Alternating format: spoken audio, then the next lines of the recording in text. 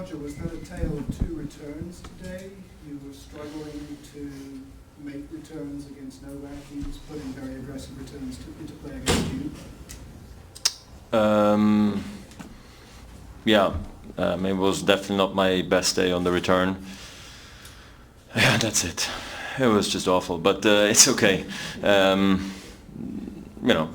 He served well, whatever, but missing every second serve on the forehand side, I don't know what that was about. But look, I don't even want to look for reasons why it happened. I just think it did, and Novak totally deserved to win today. This was not good enough, and it's okay. It's a good week, but I'm happy it's over. I need to rest, so it's all good.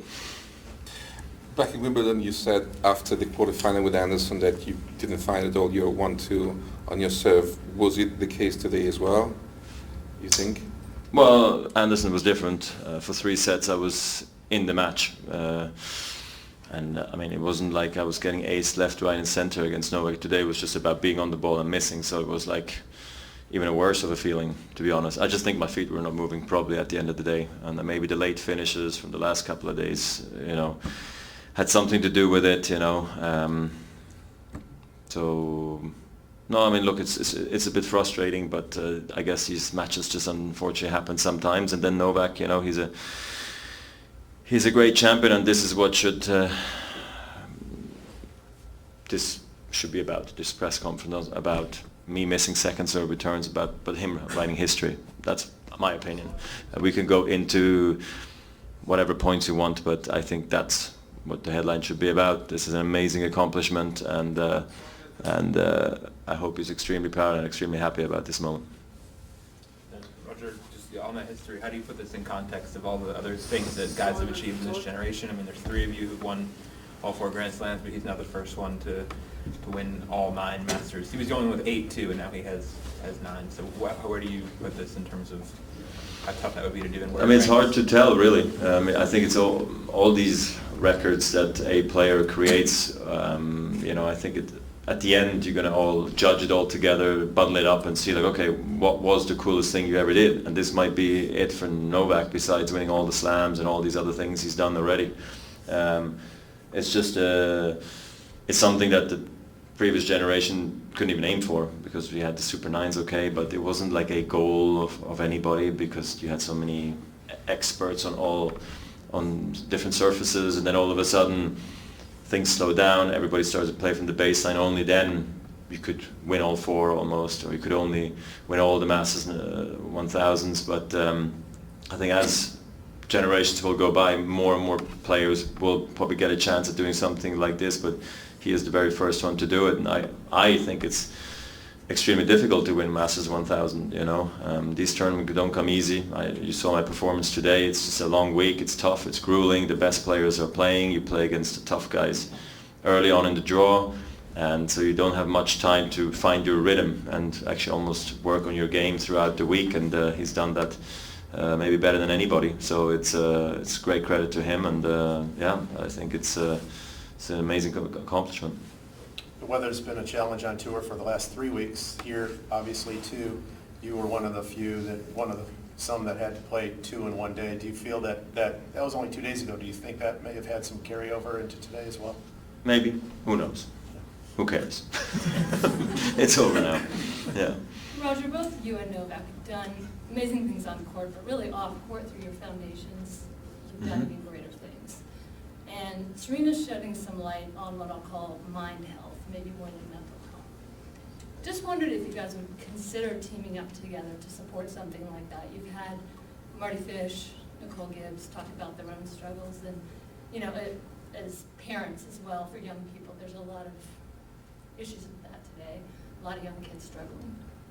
Yeah, explain me again. I didn't hear the part with Serena that you were saying. Well, being a new mom, she's had some communications outward about, I'm a new mom, not every day's bliss. Right, it's okay, I'm having a bad day too. Yes, look, I'm always happy to shed a light on these things. I'm always happy to support in any possible way I can for people who are struggling. I do it through my foundation, but then of course I do it in a different way as well. When you meet people sometimes who've had it difficult, or people who maybe don't have much time to live anymore, you meet those people.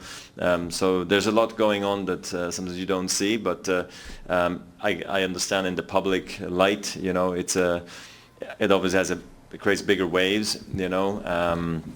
What I know is I will team up with Novak in Chicago for his foundation. I'll show up at his charity event, which I'm very excited about.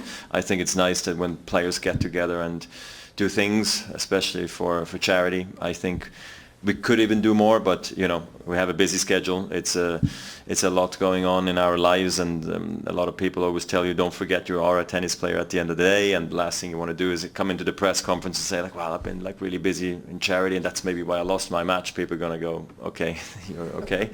You know, so you just always have to balance it right. And but you know, it's yeah, I'm happy to help.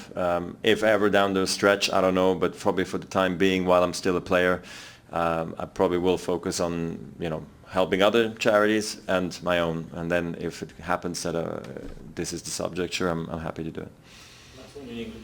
Roger, you, Novak and Rafa have all won Grand Slams this year. Rafa and Novak split these two Masters events. So I'm just curious where you think, sort of, who's the favorite going to US Open, how you see the men's field shaping up in New York? Well, I said it at the beginning of the year, I think it's going to be a very exciting end to the season because everybody's going to probably be healthy or healthier again. So it's nice to see that Novak has come back and Milos is playing great tennis again. Stan seems solid again, same with Nishikori. These are all guys that, you know, we're missing a little bit for the last sort of 9 months or so. So that's going to be fun. I know I'm not the favorite. They are, Rafa and Novak, in my opinion. And I'm happy that my level, you know, is there. I just need to figure out my game, get used to different balls. It's always beautiful when you play with different balls here and there. So that's going to be just something I'm going to be working on, and I just got to come out with a lot of energy, you know, and then hopefully I also have a chance after 10 years to do something special again at the Open. So no, but I think it's going to be an interesting US Open. I don't know if it's going to be 16th seed for sure at the Australian Open, but it looks good. But I still think this US Open draw as well is going to be quite entertaining, and I can't wait for the US Open to come around.